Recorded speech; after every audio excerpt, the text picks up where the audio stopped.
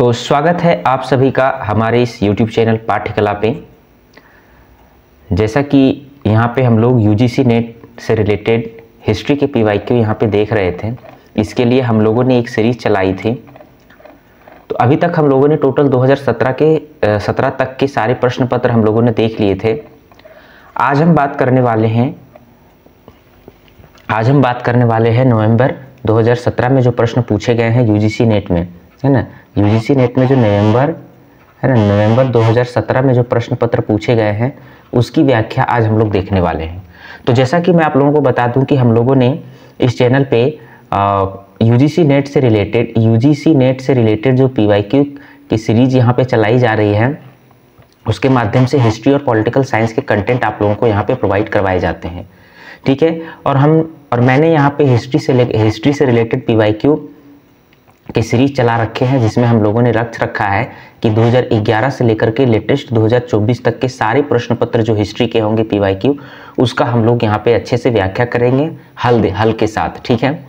इससे क्या होगा कि हम UGC नेट के एग्जामिनेशन पैटर्न को भी समझ पाएंगे, उसके साथ ही साथ हम रिवीजन करने में भी काफ़ी आसानी होगी, क्योंकि आने वाले जो एग्जामिनेशन दिसंबर में प्रस्तावित हैं उस एग्जामिनेशंस के लिए ये आवश्यक हो जाते हैं कि हम UGC नेट के PYQ को अच्छे से देखें, क्योंकि बहुत सारे एग्जामिनेशंस में ऐसे होते हैं कि बहुत सारे क्वेश्चंस ऐसे होते हैं जो आपके एग्जामिनेशंस में रिपीट हो जाते हैं, ठीक है।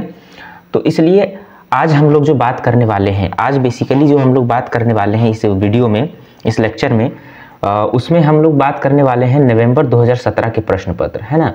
नवंबर 2017 के प्रश्न पत्र। तो नवंबर 2017 के प्रश्न पत्र हम लोग इतिहास से संबंधित देखेंगे। मैं इस वीडियो में हिंदी माध्यम से इतिहास के इस प्रश्न पत्र का व्याख्या करूंगा और काफ़ी कम समय में हम लोग टोटल 50 प्रश्नों के इस श्रृंखला को देखने वाले हैं, ठीक है। क्योंकि उस समय सेकेंड पेपर में टोटल 50 क्वेश्चन ही पूछे जाते थे, तो इसलिए हम लोग यहाँ पे 50 प्रश्नों की श्रृंखला को देखेंगे, ठीक है। तो चलिए हम लोग यहाँ पे शुरुआत करते हैं। पहला प्रश्न पत्र हमारा यहाँ पे है। पहला प्रश्न है वो है, निम्नलिखित में से कौन सा हड़प्पा स्थल का स्थान बलूचिस्तान में स्थित है, ठीक है। यानी कि कौन सा हड़प्पा स्थल बलूचिस्तान में स्थित है। तो ध्यान रखना, ऑप्शन में डाबरकोट, सुतकाकोह, सुतकागेंड और सोर्तुगाई। तो इनमें से आप ये ऑप्शन देख सकते हैं। सोर्तुगाई जो है आपका, वो आपका अफगानिस्तान में पड़ता है ना। ये आपका अफगानिस्तान में पड़ता है। तो इस तरह से अफगानिस्तान में केवल 2 स्थल ही हड़प्पा सभ्यता के पाए जाते हैं, सोर्तुगाई और कौन है आपका एक है आपका मुंडी गाक, ठीक है, मुंडी गाक। तो इस तरीके से ये आपका गलत हो जाएगा। बलूचिस्तान में आपको डाबरकोट, सुतकाकोह और सुतकागेंड तीनों देखने को मिल जाते हैं, लेकिन सोर्तुगाई आपके अफगानिस्तान में देखने को मिलता है, ठीक है। तो इस तरीके से हमारा करेक्ट आंसर ABC हो जाएगा, यानी कि ऑप्शन 1, 2, 3, यहाँ पे ऑप्शन 3 हमारा करेक्ट आंसर हो जाएगा। नेक्स्ट हम बात करें क्वेश्चन नंबर 2 की, जिसमें आपको सूची 1 को सूची 2 से सुमेलित करने की बात कही गई है। यहाँ पे वैदिक नदियाँ दी गई है और उसके आधुनिक नाम दिए गए हैं, यानी कि वैदिक काल में नदियाँ का इस तरह के नाम हुआ करते थे और आधुनिक यानी कि अभी नदियाँ के इस तरह नाम है। तो कुभा एक तरीके से वैदिक नाम था इनकी काबुल नदी की, ठीक है। परुशनी की बात करें तो परुशनी आपका रावी नदी जो भी वर्तमान में है उनका वैदिक नाम हुआ करता था। सदानीरा की बात करें तो सदानीरा गंडक नदी का नाम हुआ करता था, और सतुदरी जो थी वो एक तरीके से सतलज के नाम हुआ करती थी, ठीक है। तो इस तरीके से हमारा जो करेक्ट आंसर हो जाएगा 2, 3, 1, 4, है ना। 2, 3, 1, 4 ऑप्शन 2 यहाँ पे करेक्ट आंसर हो जाएगा हमारा, ठीक है। नेक्स्ट हम क्वेश्चन नंबर 3 की अगर हम लोग बात करें, क्वेश्चन नंबर 3 की बात करें तो इसमें कि गौतम बुद्ध के शारीरिक अवशेषों पर निम्न स्थलों पर शाक्यों ने स्तूप बनवाया था, जिसका समर्थन पुरातात्विक साक्ष्य करते हैं, ठीक है। तो जैसा कि हम लोग जानते हैं कि महात्मा गौतम बुद्ध की जब निर्वाण प्राप्ति हुई थी, तो उनके सारे शरीर के अवशेषों को 8 भागों में एक तरीके से बांटा गया था, और उन्हीं के शरीर के अवशेषों पर 8 भागों में स्तूप का निर्माण करवाया गया था, ठीक है।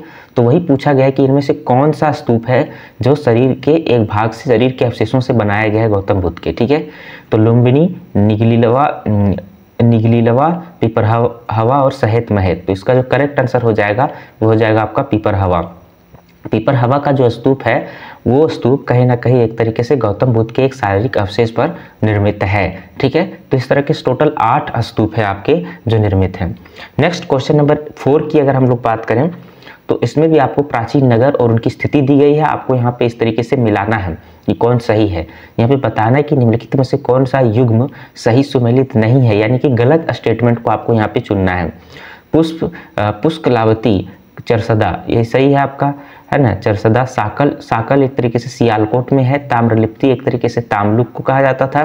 विजयपुरी धारणीकोटा, तो ये आपका गलत हो जाएगा और यहाँ पे हमारा गलत स्टेटमेंट चुनने की बात कही है, तो करेक्ट आंसर हमारा हो जाएगा ऑप्शन नंबर 4। ठीक है, नेक्स्ट क्वेश्चन नंबर 5 की अगर हम लोग बात करते हैं तो यहाँ पे अशोका से संबंधित प्रश्न दिए गए हैं, जिसमें से क्वेश्चन नंबर 5 में ये पूछा गया है कि निम्नलिखित अभिलेखों में से कौन सा अभिलेख अशोक की धर्म विजय की जानकारी देता है। ठीक है, तो जब हम लोग देखेंगे अशोक के टोटल जो 13वां अशोक का जो 13वां अभिलेख है ना, 13वां अभिलेख में आपको धर्म विजय के बारे में विस्तृत जानकारी मिलता है, जहाँ पे वो धर्म विजय की व्याख्या करते हैं। ठीक है, तो इस तरीके से हमारा करेक्ट आंसर हो जाएगा 7वां दूसरा शिलाल, और यहाँ पे हो जाएगा ऑप्शन नंबर 3 एक मिनट, यहाँ पे धर्म विजय की बात किया है तो ऑप्शन नंबर 13वां हो जाएगा करेक्ट आंसर। तो 13वां अभिलेख में आपको इस तरीके के देखने को मिलेंगे अशोक के, है ना, धर्म विजय के बारे में जानकारी मिलती है। नेक्स्ट क्वेश्चन नंबर 6 की बात करें तो शक एवं विक्रम संबंध के साथ आरंभ के बीच कितने वर्षों का अंतर है। तो शक संबंध और विक्रम संबंध के बारे में यहाँ पे पूछा गया है। तो जैसा कि हम लोग जानते हैं शक संबंध का जो टाइम पीरियड है वो है 78 ईस्वी में ये इसका शुरुआत हुआ था। विक्रम संबंध की अगर हम लोग बात करें तो 58 ईसा पूर्व में इसका शुरुआत होता है। ठीक है, 58 ईसा पूर्व में। तो इन दोनों के मध्य अगर हम देखें तो टोटल 135 वर्ष का अंतर देखने को हमें मिलता है। ठीक है, इसमें जो शक संबंध है यही हमारा अभी भारत का राष्ट्रीय कैलेंडर है। कैलेंडर जो है वो एक तरीके से शक संबंध ही मानी जाती है। ठीक है, नेक्स्ट क्वेश्चन नंबर 7 की अगर हम लोग बात करें तो निम्नलिखित में से कौन योद्धेयों के टकसाल केंद्र थे। तो ध्यान रखना है, टकसाल मतलब हो गई कि जहाँ पे एक तरीके से मुद्रा का अंकन किया जाता था, है ना, जहाँ पे एक तरीके से मुद्रा का अंकन किया जाता था, सिक्के वगैरह एक तरीके से छापे जाते थे, तो ये योद्धेय काल में। ठीक है, तो बयाना सुनेत, बयाना रोहतक, रोहतक सुनेत, सुनेत अगरूह। तो इसका जो करेक्ट आंसर हो जाएगा आपका वो हो जाएगा, करेक्ट आंसर हो जाएगा आपका रोहतक और सुनेत। ठीक है, तो यहाँ पे 2 जगह ऐसे हैं जो टकसाल केंद्र हुआ करते थे योद्धेय के समय काल में। ठीक है, क्वेश्चन नंबर 8 की अगर हम लोग बात करें तो निम्नलिखित स्मारकों में हीनयान कालक्रम का सबसे विस्तृत और विकसित चैत्यगृह कौन सा है।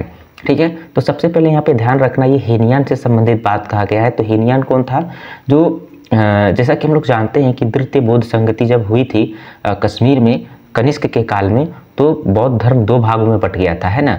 तो एक था आपका हीनयान, एक था हीनयान और एक था आपका महायान। ठीक है, तो हीनयान जो थे जो प्राचीन बौद्धिक परंपरा को मानने वाले लोग थे और महायान जो नवीन बौद्धिक परंपरा को मानने वाले लोग थे। ठीक है, तो चैत्य जो होता था दो चीज थी, चैत्य और विहार। जो चैत्य होता था वो एक तरीके से क्या होता था, पूजा स्थल होता था, है ना, पूजा स्थल होता था ये। और विहार जो होते थे जहाँ पे बौद्ध भिक्षुक लोग बैठक करते थे वो विहार होते थे। तो हीनयान के विस्तृत और विकसित चैत्यगृह यहाँ पे कौन है आपके, तो ये कार्ले हो जाएंगे आपके, ये महाराष्ट्र में अवस्थित है। ठीक है, नेक्स्ट क्वेश्चन नंबर 9 की अगर हम लोग बात करें, यहाँ पे क्वेश्चन नंबर 9 की बात करते हैं तो यहाँ पे ये है कि निम्नलिखित में से किस स्थान पर कुषाण देवकुल प्राप्त होता है जहाँ राजकीय पुरुषों की प्रतिमाएं रखी जाती थी। ठीक है, कुषाण देवकुल प्राप्त होता है जहाँ राजकीय पुरुषों की प्रतिमाएं रखी जाती थी। एक तरीके से राजकीय जो पुरुष होते थे उनकी मूर्तियां बनाई जाती थी और वहां पे रखा जाता था। ठीक है, तो अहिछत्र, माट, संघोल, शहबाजगढ़ी। तो इसका जो करेक्ट आंसर हो जाएगा वो हो जाएगा माट। माट कुषाण काल में एक ऐसा स्थान होता था जहाँ पे राजकीय पुरुषों की प्रतिमाएं एक तरीके से रखी जाती थी, है ना।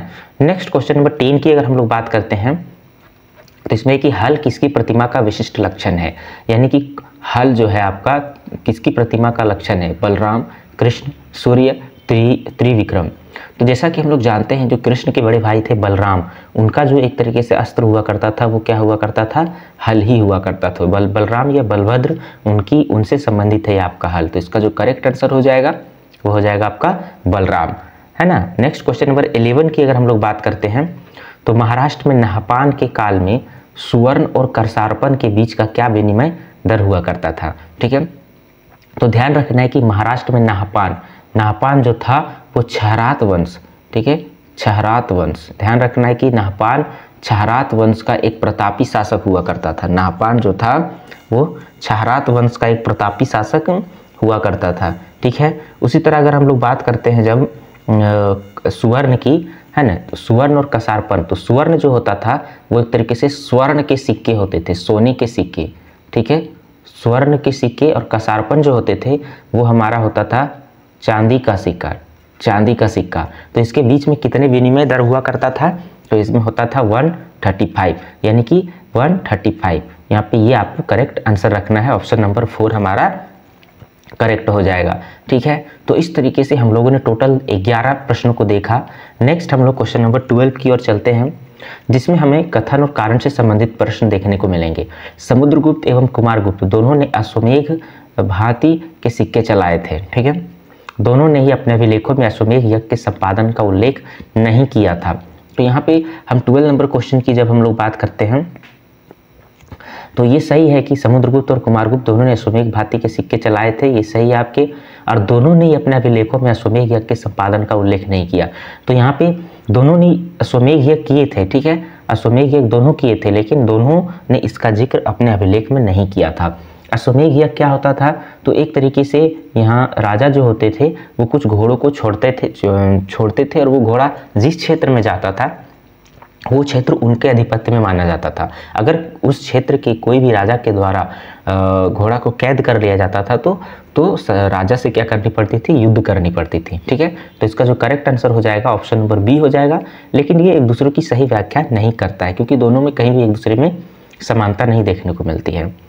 नेक्स्ट क्वेश्चन नंबर 13 की बात करें तो निम्नलिखित में से दक्षिण में शैव आचार्य कौन थे, ठीक है, शैव आचार्य के बारे में यहाँ पे पूछा गया, यानी कि जो शिव भगवान को मानते थे, ठीक है। तो यहाँ पे भूत योगी, भ्रांति योगी, कुलशेखर, सुंदर मूर्ति, तो इसका जो करेक्ट आंसर हो जाएगा आपका वो हो जाएगा आपका सुंदर मूर्ति। सुंदर मूर्ति जो थे वो आपका वो एक तरीके से शैव आचार्य हुआ करते थे, ठीक है, यहाँ पे दक्षिण भारत में।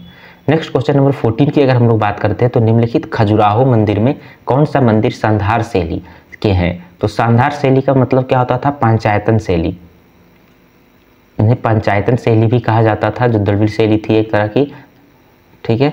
तो सांधार शैली के हैं कौन से मंदिर, तो ऑप्शन में चित्रगुप्त मंदिर, लक्ष्मण मंदिर, पार्श्वनाथ मंदिर, वामन मंदिर।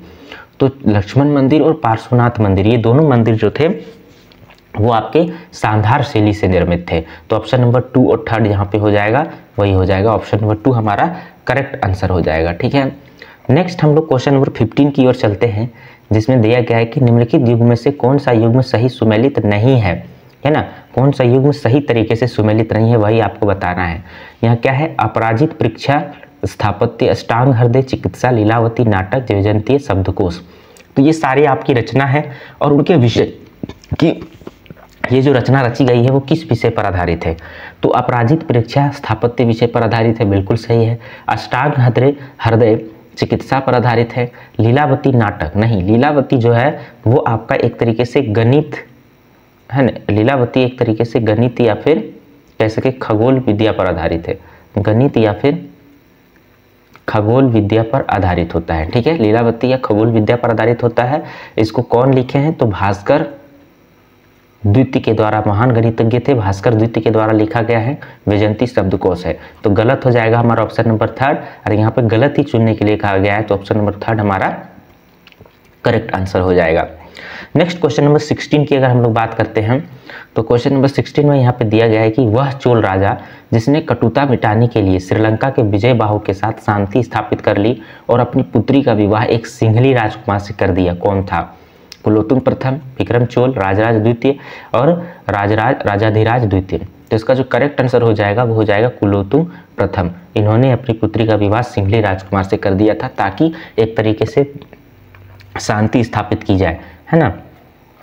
नेक्स्ट क्वेश्चन नंबर 17 की अगर हम लोग बात करते हैं 17वां नंबर प्रश्न की, तो रामायण विषय संबंधित उत्कीर्ण निम्न गुफा में प्राप्त होता है। तो रामायण के जो चित्र यहाँ पे देखने को मिलते हैं, कौन सी गुफा है जहाँ पे आपको रामायण के चित्र देखने को मिलते हैं, ठीक है। ऑप्शन में तमिलनाडु में सीतनवासन, कर्नाटक में बादामी, आसाम में रंगमहल, आंध्र प्रदेश में उडनवल्ली। तो इसका जो करेक्ट हो जाएगा वो हो जाएगा आपका आंध्र प्रदेश में उडनवल्ली। तो ये आपका एक यहाँ पे गुफा है जहाँ पे आपको रामायण से संबंधित चित्र देखने को मिल जाएंगे आपको, ठीक है।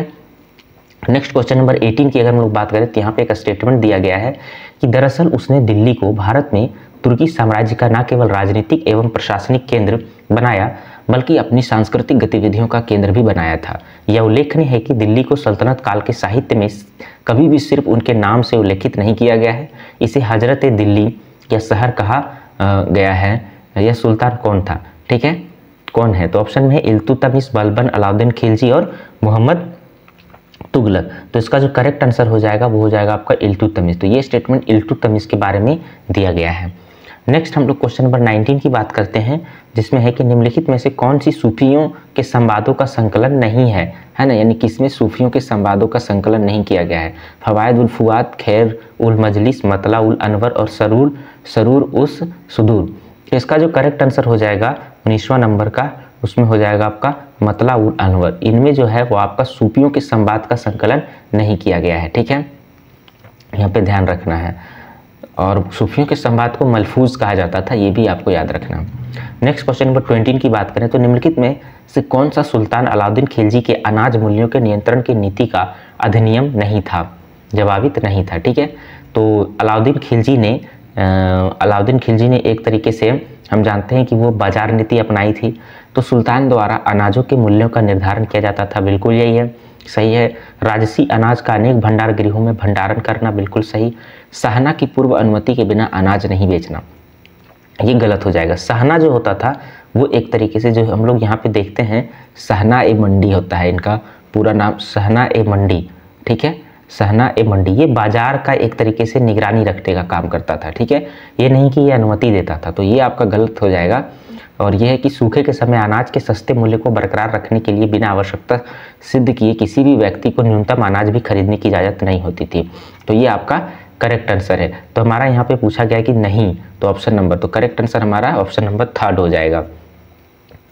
नेक्स्ट हम लोग क्वेश्चन नंबर 21 की बात करते हैं, जिसमें निम्नलिखित में से किस पुस्तकों में भारी वजन को उठाने के लिए चरखी का प्रयोग पहली बार मिलता है, ठीक है, चरखी का। तो पहला है इसामी की फुतुह उस सलातीन, बरनी की तारीख फिरोज शाही, अफीफ ए तारीख फिरोज शाही, सीरत फिरोज शाही, ठीक है, यानी कि किसी भी चीज़ों को उठाने के लिए चरखी का प्रयोग यहाँ पे किया गया था। इसके बारे में कौन सी पुस्तक है जो जिक्र करता है, ठीक है? तो ऑप्शन नंबर सी, अफीफ और तारीख फिरोज शाही और सीरत फिरोज शाही, ये दोनों जिक्र करता है। तो सी और डी हमारा यहाँ पे करेक्ट आंसर हो जाएगा इस तरीके से, ठीक है। नेक्स्ट क्वेश्चन नंबर 22 की अगर हम लोग बात करते हैं तो क्वेश्चन नंबर 22 में देख सकते हैं हम लोग सूची 1 को सूची 2 से मिलान करना है यहाँ पे। तो सरखेल, सबनबी, सिफखाना, सिलहदार, ठीक है। तो सरखेल, तो हम लोग सीफा खाना एक तरीके से अस्पताल को कहा जाता था, ठीक है, अस्पताल को कहा जाता था सीफा खाना। तो सी का यहाँ पे ऑप्शन नंबर 2 कहाँ पे है? सी का ऑप्शन 2, तो ऑप्शन 4 में ही है ऐसा। तो 4 ही हमारा करेक्ट आंसर हो जाएगा और ए का 4 हो जाएगा, यानी कि सरखेल जो होते थे वो एक तरीके से कनिष्ठ सैन्य अधिकारी होते थे, और बी सब नवीस जो होते थे वो रात्रि के लेखक होते थे, और सिलहदार जो होते थे वो सशस्त्र सैनिक होते थे। तो इस तरीके से हमारा करेक्ट आंसर हो जाएगा 4 नंबर का। नेक्स्ट 23 नंबर प्रश्न की अगर हम लोग बात करते हैं तो उसमें दिया गया है कि सुल्तान गहरी धार्मिक प्रकृति वाला था। वह अपने धार्मिक कर्तव्यों का निर्वाह बड़ी पाबंदी से करता था। दिन में 5 बार नमाज अदा करता था और रमजान में उपवास रखता था। उस दौरान वह मांस नहीं खाता था। वह सूफियों, विद्वानों और ब्राह्मणों, पंडितों का बड़ा आदर करता था और उन्हें भूमि दान देता था। वह राज्य के मामले में सैखुल इस्लाम की राय लेता था और उलेमा के साथ संबंध मैत्रीपूर्ण थे। हैदर शाह, जैनुलाबुद्दीन, हसन शाह, यूसुफ शाह। तो इसका जो करेक्ट आंसर हो जाएगा वो हो जाएगा आपका जैनुलाबुद्दीन। ये कश्मीर के शासक थे और इन्हें कश्मीर का अकबर भी कहा जाता है, क्योंकि ये काफ़ी सहिष्णु विचारधारा के व्यक्ति थे। तो इसलिए इनका करेक्ट स्टेटमेंट सही हो जाएगा जैनुलाबुद्दीन। नेक्स्ट क्वेश्चन नंबर 14 की अगर हम लोग बात करते हैं, ठीक है, तो मेवाड़ के शासकों को कालानुक्रम व्यवस्थित करना है। तो राणा रायमल, राणा सांगा, राणा उदय, राणा कुंभा। तो जब राणा रतन सिंह का एक तरीके से पतन हो जाता है अलाउद्दीन खिलजी के साथ युद्ध में, तो मेवाड़ पर एक तरीके से सिसोदिया वंश का राज मतलब स्थापना होता है, उनके पुत्र करते हैं, ठीक है, सिसोदिया वंश का। तो उन्हीं के कुछ शासक यहाँ पे दिए गए हैं आपको 24 नंबर में, आपको यहाँ पे कालानुक्रम व्यवस्थित करना है ना। तो सबसे पहला आपका हो जाएगा राणा कुंभा, यानी कि ऑप्शन नंबर डी पहले हो जाएगा। किसमें है हमारा ऑप्शन नंबर डी पहले? आपका ये गलत हो जाएगा, ये गलत हो जाएगा। उसके बाद आपका राणा उदा हो जाएगा, फिर राणा रैमल और राणा सांगा लास्ट में हो जाएगा। ठीक है, तो ये आपका इसमें करेक्ट आंसर ये हो जाएगा, ऑप्शन नंबर बी हमारा करेक्ट आंसर हो जाएगा। ठीक है, नेक्स्ट हम लोग बात करते हैं अगले क्वेश्चन की। तो क्वेश्चन नंबर 25 की अगर हम लोग बात करते हैं, 25वां नंबर प्रश्न की, तो निम्नलिखित में से किस सूफी संत ने अपने रुस्तनामा में श्री गौरख, अलख निरंजन और ओंकार का जिक्र किया है? ठीक है, ऑप्शन में शेख मोइनुद्दीन चिश्ती, शेख हमीदुद्दीन नागौरी, शेख अब्दुल कुदूस गंगोही, शेख निजामुद्दीन ओलिया। तो इसका जो करेक्ट आंसर हो जाएगा वो हो जाएगा आपका शेख अब्दुल कुदूस गंगोही, ये हमारा करेक्ट आंसर हो जाएगा। नेक्स्ट हम लोग क्वेश्चन नंबर 26 की ओर चलते हैं। कथन और कारण से संबंधित प्रश्न दिए गए हैं कि मध्यकाल में यूनानी पुस्तकों को अरबी अनुवाद के माध्यम से समझा गया। टॉलमी और गैलेन खगोल विज्ञान व औसत विज्ञान के प्रमुख विशेषज्ञ बने रहे। ठीक है, तो 26 नंबर प्रश्न की ओर अगर हम लोग देखते हैं तो ये आपका सही हो जाएगा। टॉमस रो ने लिखा है कि मुगल दरबार के मुस्लिम मौलाओं को दर्शन शास्त्र और गणित का ज्ञान था और वे महान ज्योतिष हैं तथा अरस्तु, यूक्लिड और एवरेस्ट के बारे में बात कर सकते हैं। ठीक है, तो यहाँ पे इसका जो करेक्ट आंसर हो जाएगा 26 का, ये भी आपका सही स्टेटमेंट है ना, और एक दूसरे की व्याख्या भी करते हैं। तो यहाँ पे ऑप्शन नंबर ए हमारा करेक्ट हो जाएगा 26 नंबर प्रश्न का। नेक्स्ट 27 नंबर प्रश्न की बात करते हैं। तो ये भी कथन और कारण से संबंधित है कि मध्यकाल में मदरसे मुख्य रूप से मुस्लिम धर्मशास्त्र और इसके विशाल साहित्य से संबंधित रहे। सही बात है, अधिकांश उच्च शिक्षा मदरसे के बाहर शिक्षकों द्वारा वैयक्तिक रूप से दी जाती थी, जो प्रायः अपने व्यक्तिगत प्रमाण पत्र देते थे। ठीक है, 27 नंबर की अगर हम लोग बात करें तो यहाँ पे इसका दोनों सही है, लेकिन एक दूसरे की व्याख्या नहीं करता है ये, तो यहाँ पे ऑप्शन नंबर 2 हमारा करेक्ट आंसर हो जाएगा। नेक्स्ट 28 नंबर प्रश्न की बात करते हैं। तो भारत और उज्बेकिस्तान के कौन से दो शासक मक्का और मदीना के पवित्र क्षेत्रों की ओर जाने वाले रास्तों को विजित करने हेतु सहमत हुए? निम्नलिखित में से उन शासकों को चिन्हित करना है। हुमायूं और अब्दुल्ला खान उज्बेक, अकबर और अब्दुल्ला खान उज्बेक, जहांगीर और अब्दुल्ला खान उज्बेक, शाहजहां और इमाम कुली। तो इसका जो करेक्ट आंसर हो जाएगा वो हो जाएगा आपका अकबर और अब्दुल्ला खान उज्बेक, ये दोनों थे। ठीक है, नेक्स्ट क्वेश्चन नंबर 29 की अगर हम लोग बात करते हैं तो इसमें भी आपका कथन और कारण से संबंधित प्रश्न है। कथन में कि सिख धर्मशाला वह स्थान था जहां सिख बैठते थे और अपने आप को ईश्वर की उपासना में लगाते थे। तो ये सही बात है। कारण, जब ठग सज्जन ने गुरु अर्जन के सामने समर्पण किया तो एक धर्मशाला बनवाई गई, ये गलत है। ठीक है, तो आपका इस तरह से ए सही और आर गलत, तो ऑप्शन नंबर 3 यहाँ पे सही हो जाएगा हमारा। नेक्स्ट क्वेश्चन नंबर 30 की बात करते हैं। स्टेटमेंट ने कि यह आदेश दिया गया कि हरम में निवास करने वालों के नामों का उल्लेख सार्वजनिक रूप से नहीं किया जाना चाहिए, बल्कि उनके जन्म स्थान, देश या शहर पर आधारित किसी विशेषण के आधार पर उनका नाम उल्लेख किया जाना चाहिए। ठीक है, उस बादशाह की पहचान की जिसने बेगमों के नामों को सार्वजनिक करने की प्रथा को समाप्त कर दिया। अकबर, जहांगीर, शाहजहां, औरंगजेब। तो इसका जो करेक्ट आंसर होगा वो हो जाएगा आपका अकबर। अकबर ने इस तरह से एक तरीके से करी थी कि जो भी हरम में जो भी महिलाएं रहेंगी, जो भी बेगम होंगी, उनके नामों का सार्वजनिक रूप से उल्लेख नहीं किया जाएगा। अकबर ने ये इस तरह की प्रथा को प्रारंभ किया था। 31 नंबर प्रश्न की बात करें तो महाराष्ट्र के रामदासी पंथ के बारे में क्या सही नहीं है, है ना, यानी कि क्या सही नहीं है वो आपको बताना है। रामदासियों की पारंपरिक लक्षण उनकी गैर राजनीतिक अभिवृत्ति थी। रामदासी पंथ पूरी तरह से ब्राह्मणों से मिलकर बना था। रामदासी मराठों से प्रत्यक्ष रूप से ज़्यादा जुड़े थे। रामदासी खुले तौर पर शिवाजी का समर्थन करते थे। यहाँ पे पूछा है कौन सही नहीं है, तो कौन सही नहीं है आपका ए रामदासियों की पारंपरिक लक्षण उनकी गैर राजनीतिक अभिवृत्तियों से थे, नहीं वो बल्कि वो राजनीति से जुड़े हुए थे।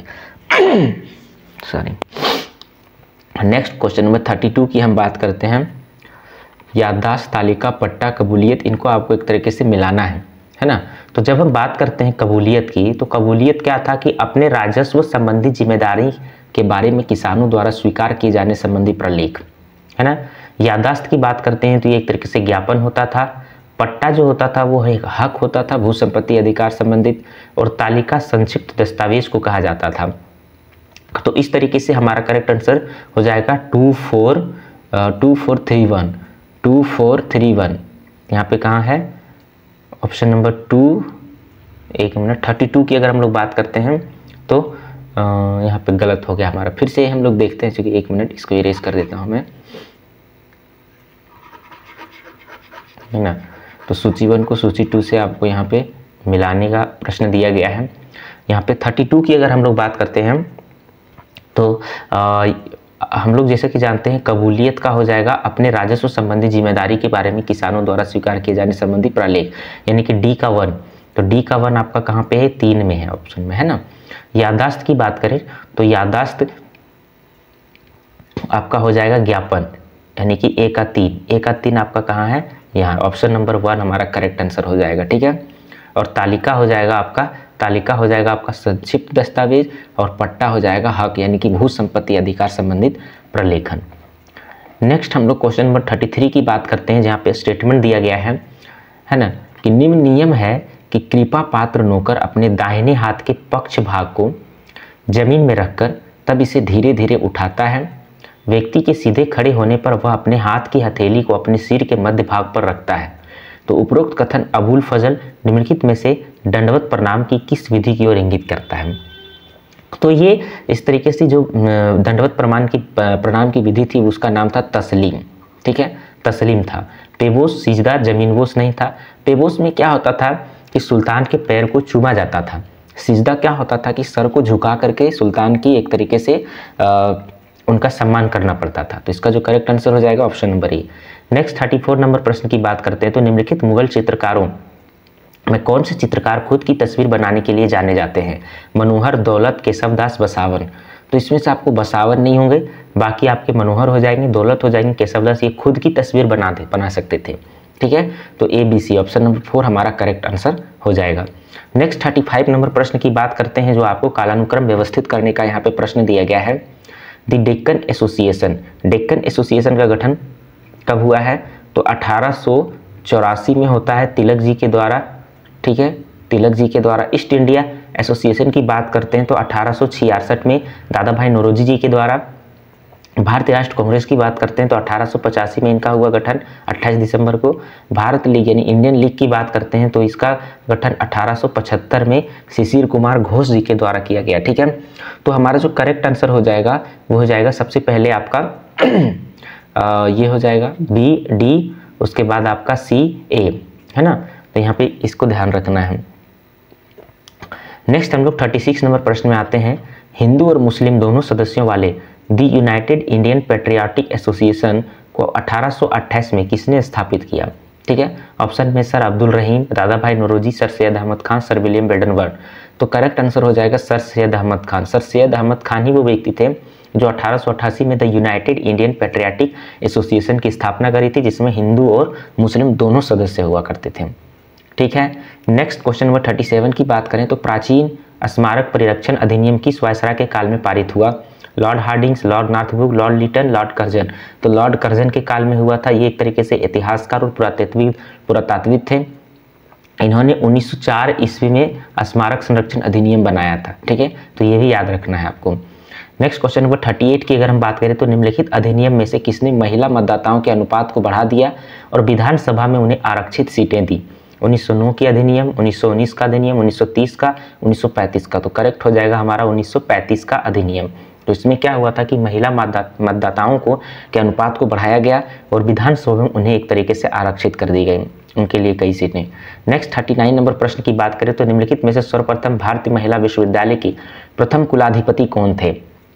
आरजी भंडारकर, सर शंकर नारायणन, तेज बहादुर सप्रू, आशुतोष मुखर्जी। तो ध्यान रखना है, इसका करेक्ट आंसर हो जाएगा सर आरजी भंडारकर ही वो व्यक्ति थे जो प्रथम भारतीय महिला विश्वविद्यालय के कुलाधिपति बने थे। सॉरी। क्वेश्चन नंबर 40 की अगर हम लोग बात करते हैं 40वां नंबर प्रश्न में, तो निम्नलिखित उद्योगपतियों में 1936 के बॉम्बे घोषणा पत्र के हस्ताक्षरकर्ता कौन थे। पुरुषोत्तम दास ठाकुरदास, एडी जसराफ, अम्बालाल साराभाई, बालचंद्र हीराचंद। तो 40वां नंबर प्रश्न की अगर हम लोग देखें तो उसमें हमारा करेक्ट आंसर हो जाएगा ए और डी, पुरुषोत्तम दास ठाकुर और बालचंद हीराचंद। ये आपका नहीं होगा और अम्बालाल साराभाई भी नहीं होंगे, ठीक है। तो यहाँ पे 1936 में बॉम्बे घोषणा पत्र के हस्ताक्षरकर्ता ये दोनों हुआ करते थे। नेक्स्ट 41 नंबर प्रश्न की अगर हम लोग बात करें तो असहयोग आंदोलन के दौरान आंध्र प्रदेश के गुंटूर जिले में निम्नलिखित में से कौन सा सशक्त आदिवासी आंदोलन प्रारंभ हुआ था। तो इसका तो ये चेंचू आंदोलन था जो एक तरीके से असहयोग आंदोलन के दौरान यानी कि 1920 को आंध्र प्रदेश के गुंटूर जिले में शुरुआत हुआ था। नेक्स्ट 42 नंबर प्रश्न की बात करें तो अंकल टॉम्स केविन की तरह उसी प्रकार के बंगाली पुस्तक कूली कहानी का लेखक कौन है? ठीक है, कूली कहानी का लेखक कौन है? तो 42 नंबर प्रश्न की अगर हम लोग बात करें तो करेक्ट आंसर हो जाएगा पंडित राम कुमार विद्यारतन। यही थे जो एक तरीके से कूली कहानी नामक पुस्तक की यहाँ पे रचना किए हुए थे। ठीक है, क्वेश्चन नंबर 43 की बात करते हैं तो निम्नलिखित में से किसने मुस्लिम लीग और भारतीय राष्ट्र कांग्रेस को 1916 में एक साथ लाने में महत्वपूर्ण भूमिका अदा की? तो जैसा कि हम लोग जानते हैं लखनऊ अधिवेशन की बात यहाँ पे कर रहे हैं। 1907 में जब सूरत अधिवेशन हुआ था, ठीक है, तो विभाजन यहाँ पे एक तरीके से हुआ था। मुस्लिम लीग और भारतीय राष्ट्रीय कांग्रेस को लखनऊ अधिवेशन में एक तरीके से क्या किया गया था, एक साथ लाने के लिए, एक साथ मिलकर के स्वतंत्रता की आवाज़ उठाने के लिए, उसके लिए लोकमान्य तिलक और एनी बेसेंट दोनों यहाँ पे इन्होंने एक तरीके से अपनी महत्वपूर्ण भूमिका निभाई थी। ठीक है, तो इसका जो करेक्ट आंसर हो जाएगा वो दोनों हो जाएगा, लेकिन यहाँ पे नहीं दिया गया है, तो यहाँ पे ध्यान रखना है कि इसका करेक्ट आंसर लोकमान्य तिलक और एनी बेसेंट दोनों हो जाएंगे। ठीक है, नेक्स्ट क्वेश्चन नंबर 44 की बात करते हैं। यहाँ पे राजनीतिक संगठन दिया गया और उनसे संबंधित स्थापना वर्ष दिए गए हैं। इंडियन एसोसिएशन महाजन सभा, द बॉम्बे एसोसिएशन, पूना सार्वजनिक सभा। तो पूना सार्वजनिक सभा के बारे में जानते हैं, 1867 में इसका गठन हुआ था। ठीक है, इंडियन एसोसिएशन की बात करते हैं तो पूना सार्वजनिक सभा से महादेव गोविंद रानाडे जी संबंध है। इंडियन एसोसिएशन 1876 में सुरेंद्र नाथ बनर्जी के द्वारा। दी बॉम्बे एसोसिएशन की अगर हम लोग बात करें, महाजन सभा की अगर हम लोग बात करें तो 1884 में, दी बॉम्बे एसोसिएशन 1852 ईस्वी में हुआ था। तो इस तरीके से 44 का हमारा करेक्ट आंसर हो जाएगा बी, है ना, ए का 3, बी का 4 और उसके बाद सी का 1 और डी का 2। ठीक है, तो 44 का हमारा हो जाएगा option number 2 correct answer. Next आपका कथन और कारण से संबंधित प्रश्न दिए गए हैं यहाँ पे 45 नंबर प्रश्न में। ठीक, कथन दिया गया है कि भारत ने सार्वजनिक मामलों में महिलाओं के प्रवेश में वृद्धि करने के बाद अपने राजनीतिक रूढ़िवाद के एक बड़े हिस्से को उखाड़ फेंका, है ना। 45वां नंबर प्रश्न की बात करते हैं तो सही है। यदि शक्ति का अर्थ पाशविक शक्ति है तो पुरुषों की तुलना में महिलाएं वास्तव में कम पाशविक हैं। यदि शक्ति का अर्थ नैतिक शक्ति है तो महिलाएं अमापनीय रूपों से पुरुषों से श्रेष्ठतर हैं। तो ये भी आपका सही है, लेकिन ये एक दूसरे की व्याख्या नहीं करता है, तो ऑप्शन नंबर बी हमारा करेक्ट आंसर हो जाएगा। 46 नंबर प्रश्न की अगर हम लोग बात करें 46वां नंबर में, 1880 में आरंभ हुई स्टैट्यूटरी सिविल सर्विस के बारे में क्या सही नहीं था? तो जानते हैं कि भारत में सिविल सर्विस को चलाने वाले कॉर्नवालिस ही थे, उन्हें सिविल सर्विस का पिता भी कहा जाता है। तो 1880 में शुरू हुआ था स्टैट्यूटरी सिविल सर्विस, उसके बारे में क्या सही नहीं था वो आपको बताना है। तो नियुक्तियां समानता अच्छे और सामाजिक स्थिति के परिवारों के युवाओं के लिए सीमित थे, बिल्कुल सही था। इन सेवा का अनुपात एक वर्ष में नियुक्त प्रसंविदा सिविल सेवकों की कुल संख्या के 1/6 से अधिक नहीं हो सकती, बिल्कुल सही। इस सेवा के लिए नियुक्तियां मनोनयन द्वारा होती थी, बिल्कुल सही।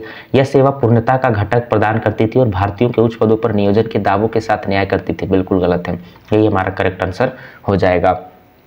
नेक्स्ट 47 नंबर प्रश्न की हम बात करते हैं। तो निम्नलिखित में से कौन जवाहरलाल नेहरू द्वारा पुनर्स्थापित गुट निरपेक्षता का उद्देश्य नहीं था?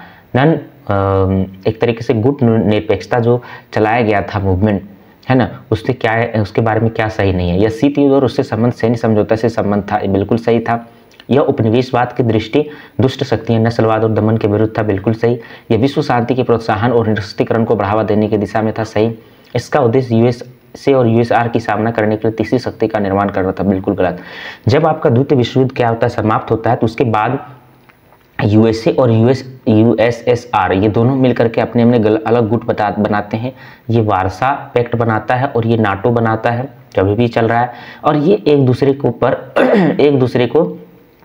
ऊपर अपनी विचारधारा, कहने का तात्पर्य यूएसए पूंजीवाद और यूएसएसआर साम्यवाद को थोपने पर चल पड़े थे और पूरी दुनिया दो गुटों में बंटना शुरू हो गया था। तो इस तरह के ध्रुवीकरण से बचने के लिए हमारे देश के प्रथम प्रधानमंत्री पंडित जवाहरलाल नेहरू जी और इंडोनेशिया के प्रधानमंत्री, इन सभी के द्वारा एक तरीके से क्या कह सकते गुट निरपेक्षता आंदोलन चलाया गया था, जिसमें हम किसी भी व्यक्ति के पक्ष नहीं लेते थे, ठीक है। तो इसका ये लक्ष्य नहीं था कि तीसरा बनाना शक्ति ताकि यूएसए और यूएसएसआर को हराया जा सके।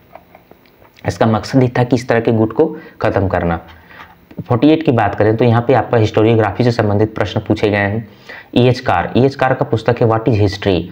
मार्क ब्लॉक की पुस्तक है हिस्टोरियन क्राफ्ट, ठीक है। तो हम लोग देख सकते हैं तो ए का आपका हो जाएगा सेकेंड, तो ए में आपका सेकेंड ऑप्शन कौन है, 2 है, और बी का आपका 4 हो जाएगा, बी का आपका 4 हो जाएगा, तो ऑप्शन नंबर 4 हमारा करेक्ट हो जाएगा। और आपका सी का बात करें W.H. वॉल्स, तो ये हो जाएगा an introduction to the philosophy of history. Herbert Waterfield की बात करें तो वेग इंटरप्रिटेशन ऑफ हिस्ट्री हो जाएगा, तो करेक्ट ऑप्शन हमारा 4 होगा। नेक्स्ट हम लोग 49 नंबर प्रश्न की बात करते हैं। निम्नलिखित में से किस वर्ष वार्सा समझौते के देशों और नाटो के बीच यह घोषित करते हुए कि अब वह शत्रु नहीं रहे, शीत युद्ध की समाप्ति की प्रकट में संधि की गई थी, तो 1990 हो जाएगा आपका। क्वेश्चन नंबर 15 की अगर हम लोग बात करते हैं तो यहाँ पे लेखक दिए गए हैं और उससे सूची से आपको सुमेलित करने की बात कही गई है, ठीक है। तो क्वेश्चन नंबर 50 की बात अगर हम लोग करते हैं तो जीपी गुज की पुस्तक है history and historians of the 19th century. Edward गिवन की पुस्तक है decline and fall of the Roman empire, ठीक है। ऑसवाल्ड स्प्लेंगर की पुस्तक है the decline of the west. R G Collingwood की पुस्तक है आपका द आइडिया ऑफ हिस्ट्री, तो ऑप्शन नंबर हमारा करेक्ट हो जाएगा डी यहाँ से। तो इस तरीके से हम लोगों ने टोटल 50 प्रश्न पत्रों की श्रृंखला को हम लोगों ने देखा है ना। टोटल 50 प्रश्नों को हम लोगों ने यहाँ पे देखा जो आपको नवंबर 2017 में पूछा गया था। तो इस तरीके से 2017 के भी सारे प्रश्न पत्र हम लोगों ने देख लिए।